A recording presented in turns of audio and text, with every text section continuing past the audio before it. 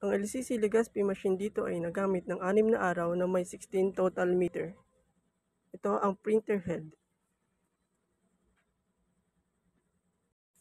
Ito naman ang cupping.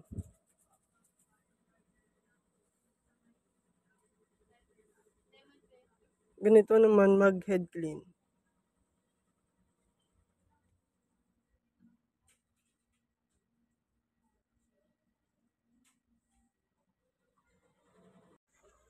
Punasan ng wiper after head clean.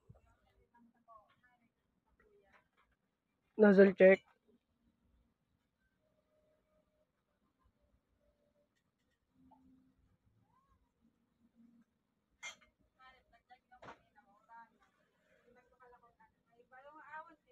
Ang ink system namin ay tama lang ang level. Ang waste tank ay nalinis nung Sabado.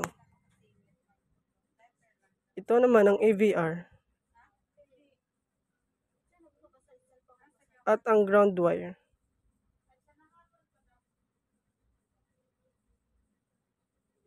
Nandito naman ang stock namin ng used, unused.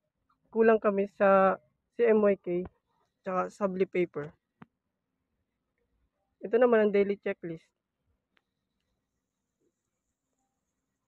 Ito naman ang output monitoring.